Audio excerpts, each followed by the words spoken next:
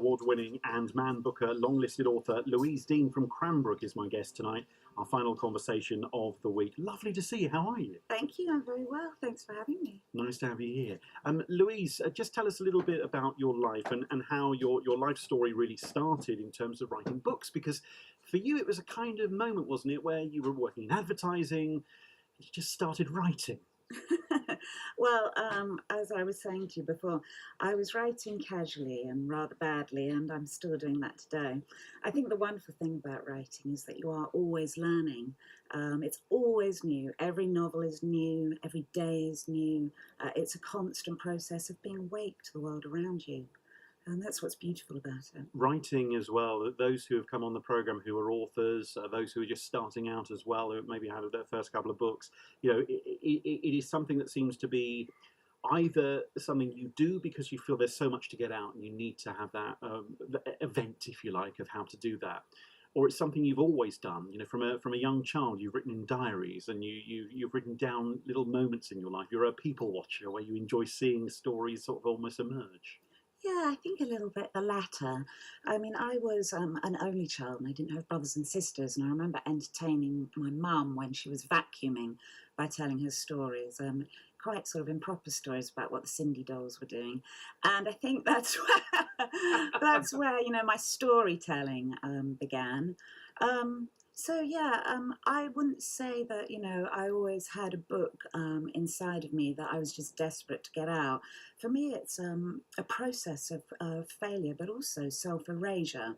That you're always trying to get yourself out of the way of the book and get to the story. And it only really works when you're gone and you're looking at people as human beings, and you know, you feel a sort of tenderness and some fun, play with them, make their life worse for quite a few pages, and you know, sort it all out in the end. That's a really interesting thing actually about the power that an author has, because within it's almost like, it must be like being a screenwriter on a TV series where you can just get rid of the characters, except the human cost is a lot more sort of direct, I guess, for their jobs. But you get to do that. You get to play God. Yeah. Well, a novel is essentially a moral journey. That's exactly what it is. So someone with a flaw or a failing goes on a journey of learning. And essentially, a plot's really, really simple. And Nabokov put it best when he said you get a character up a tree and you throw rocks at them. And that's basically what a novel is. You make their life so hard that they have to face their essential flaw or failing. At the denouement, the end of the book, they got to turn around and face and fight. And the enemy in novels is usually within. And is it a reflection? Is it a reflection, do you think, of the author, often, the books? Well, I didn't know how to write novels. And as I say, I was writing very bad short stories in my 20s. And then I was reading the Unbearable Lightness of Being by Milan Kundera, and he stops in the middle of the book and he says, look, this is how you do it. These people in this book aren't real. They're parts of me. I've cut myself into pieces and I'm playing out these different conflicts that I have inside of me through these characters. And that was a real light bulb moment for me. I thought, crikey, it's like that. So with Becoming Strangers, the two main characters, one's a very dry academic male, and that's one half of me, and the other is a very badly behaved woman, and that's another part of me too. And it was just then you're kind of having a conversation between parts of you. But you know, you don't take any personal attributes yourself, not the way you look. You know, you give life to new people by taking the worst parts of yourself. I remember being a kid and writing stories for a young people's newspaper, and from the very early point of using the typewriter and putting the paper in and seeing what emerged on the page, I just loved the possibilities of where you could go, and certainly telling a story, of telling someone else's story, was so interesting to do. There'll be people listening to this who are aspiring writers, and I want to link in with you in part 2 of our conversation about exactly what you do in your life to help people to realise their potential that they have. Let's talk a bit about your books then. The first one, Becoming Strangers, that went on to the Man Booker long list, and we just heard this week on Tuesday, of course, we brought it on this programme, Anna Burns winning the Man Booker Prize for 2018 with her third novel, Milkman. She was so overwhelmed by that. And I was thinking, knowing that we actually only chatted about you coming on the show towards the middle part of the week, and this is fantastic because I thought, right, we've just heard about the Man Booker Prize. You're someone who's been on that long list. What is that process like? It's actually a lot quieter than you think.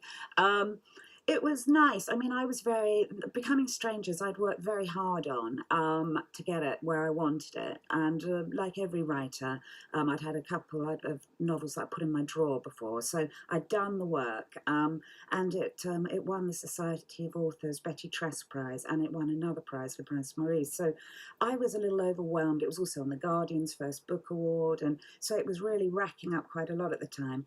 And it's funny how, you grow sort of accustomed to these things. It was there was just a lot of volume, but I was very hard at work on my second book by then and very gripped by it. It was about Northern Ireland. So, I was just getting on with the day job of writing, really. So the second book, This Human Season, and then when Anna Burns's book is very much looking at the Troubles and telling the story of the people that certainly she grew up around, and it sounds fascinating. So why Northern Ireland for you? That was an extraordinary thing for me because that's a piece of historical fiction, and I'd studied history. People had always said to me, when will you ever use it? And the strangest thing, I'm a great admirer of Graham Greene's, and I went to London. I stood outside of his house in Clapham Common one morning, just was looking at it thinking, went down to the Underground in Clapham North, and I let several trains go past because it just struck me something that he said, which perhaps, is interesting in these times. I'd rather betray my country than my friend. And I really wondered about that. And I was thinking quite a lot because I was living in America before. So I was thinking about the Vietnamese, the war. And I was thinking about our civil war in our backyard. And I thought, I'm going to write about it. Yeah. That must have also just been quite incredible to take on that actually as a subject, because for a lot of people it's so raw. I have family in Southern Ireland, but I also used to date a girl from West Belfast, so I know exactly what it's like walking in those streets and hearing those stories from the people who have gone through the Troubles over the years. And regardless of time passing, still stuff going on, and still very raw for the people who had to connect together or try to connect from street to street. And for you to take that on, did it change you in a way? It was an extraordinary experience. I spent a year researching it, and I would go for 1 week to see West Belfast, 1 week East Belfast. I always kept them separate. It was just kind of a hygiene in my mind. But actually, they were two peoples who had so much in common. And the individual heroism of people just flabbergasted me every time, what they'd been through. And a woman whose child was hurt by rubber bullets 1 week, and then amazing stories, the prison guards who connected with prisoners. So that's why I called it This Human Season, because you can look at politics in lots of ways, but it breaks down into the personal. Yes, never as clear cut, is it? Never as clear cut as what we might be led to believe. The idea of love and the old romantic, the following two stories. So are you working on your fifth at the moment? Yes, yeah, I am. Yeah. What's that process like? And are you nearly there? Are you? Well, I always tell my writers, well, never talk about it when you're writing it. Yeah. And that's because it's so open to change all the time. In the studio tonight to welcome Louise Dean, who is with us, award-winning writer. Her books are Becoming Strangers, This Human Season, The Idea of Love, and the Old Romantic.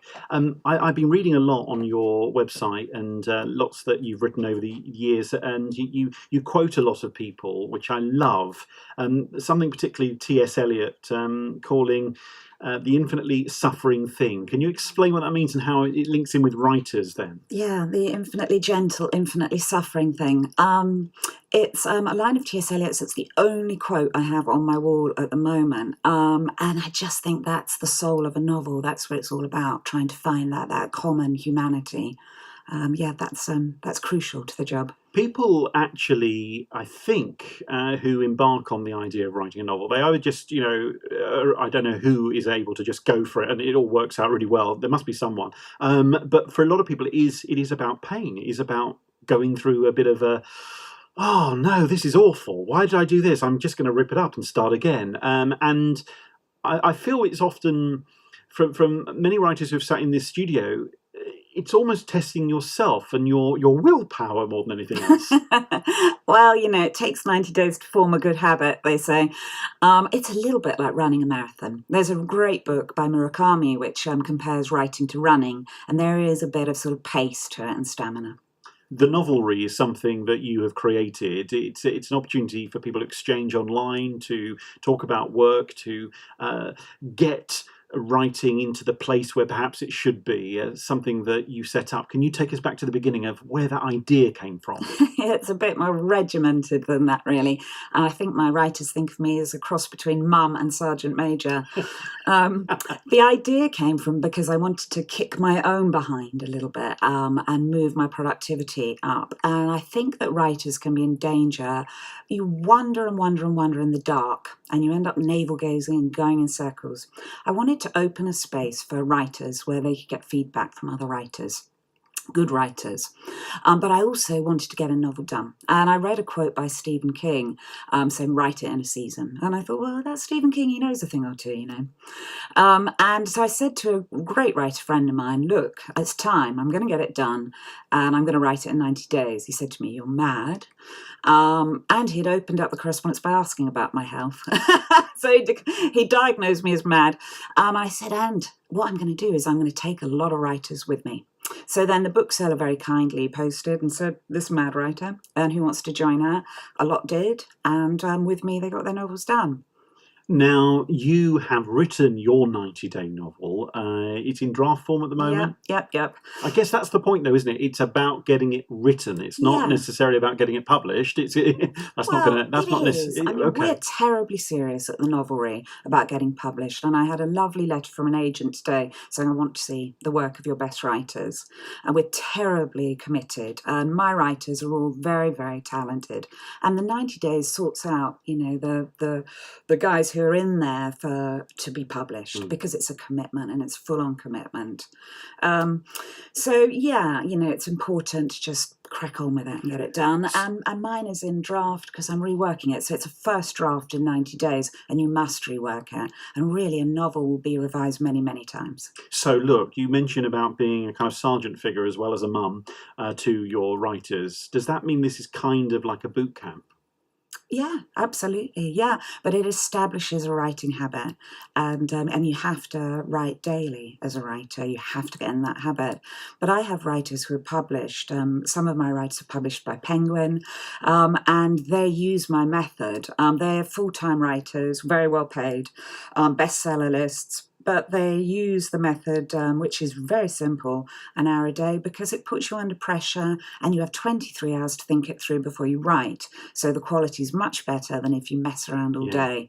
And actually, just that focus, because I think that's what maybe a lot of us have. I forget about being writing just in life. They're not having that focus sometimes. You drift, don't you? And I'm sure for some writers, I'll just step away. And sometimes you can't. You've got to just keep pushing through, and the work will hopefully get done. Yeah, you don't leave a reader with a white page all day because, they will write it many, many times in many different ways. And so it's very counterintuitive the way we work at the Novelry, full of sort of little tricks and things. But in the beginning, I won't let my writers work more than an hour a day, and I won't let them write more than 500 words. And that's the beginning, and they are raring to go after that. We'll tell people how they can find out more about the Novelry online on the way. But I want to talk a bit more about you. Cranbrook is where you come from here in Kent. But you haven't always lived there. In fact, you mentioned a little bit earlier about other places, but you've lived and worked in Hong Kong and New York and France. Has that helped you actually as a writer because you've had experiences of lots of different people in lots of different places? Or those places, have you found similarities that are so connected that it's just nice to be a bit of a global citizen? Well, I just think us humans, we have very simple basic needs and we're all very similar. So it doesn't really matter where you go. But those vacation eyes, as the Americans would call them, those holiday eyes, that's really what the experience of writing every day is like, that you see the world through fresh eyes and you feel alive to possibilities. And that's because as a writer, you're looking to eavesdrop, to be a magpie, to pick up experiences, to listen to conversation, how it really happens. happens. So yeah, travel and writing, I think, are really similar. And how useful is it for you as a writer to meet other writers? And through the years, have you seen people who you thought, right, they're clearly amazing writers. What can I learn from them? And have you learned stuff that you've been able to take forward in your own writing career?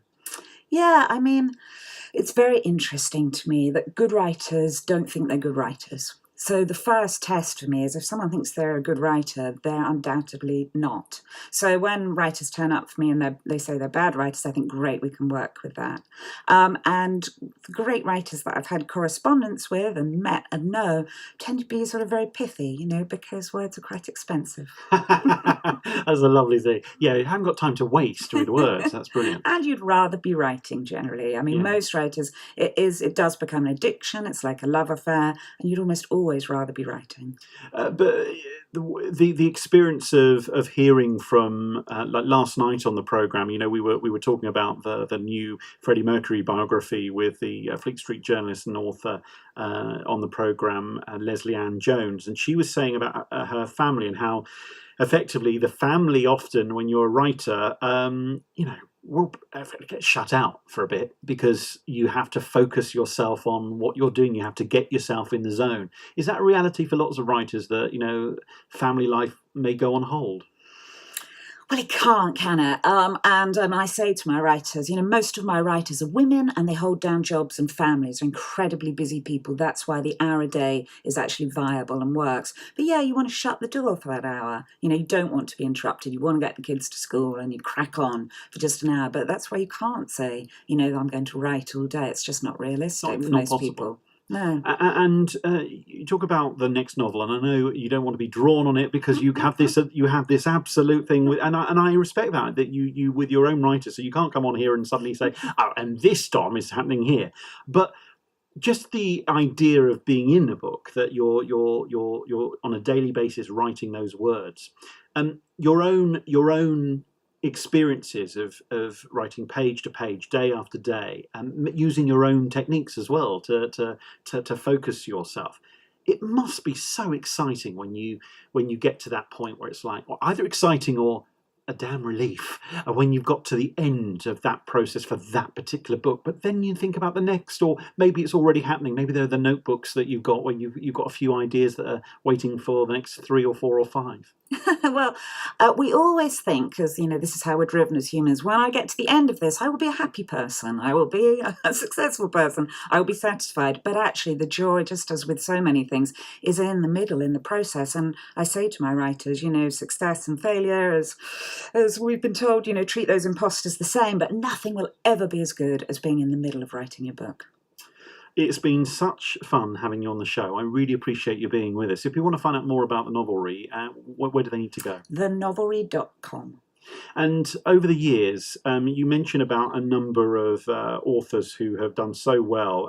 Katie Kahn being one, the Light Between Us. She was one of, what do you call them? One of your students? One of your one of my girls. One of your girls.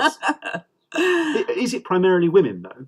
It is, and the women are great because they stick to the rules. The men always think they know better. They go wildly off the rails, and I have to give them a bit of a ticking off, which they enjoy, actually. They're good once ticked off and they get back to it. But the women are fantastic. They just commit and get on with that and don't make excuses. But equally, if a guy's happy to make sure they stay with the rules, you'd welcome them in. I will accommodate them. I have some wonderful men, actually, who get a lot of teasing from the ladies, but yeah, it's largely women. And Katie, is absolutely delightful. And she started her novel in August 2017, and it was published in August 2018. Yeah, just recently by Transworld. Fantastic. Yeah. Thank you so much. Really nice meeting you. Yeah, lovely to meet you. Thank you.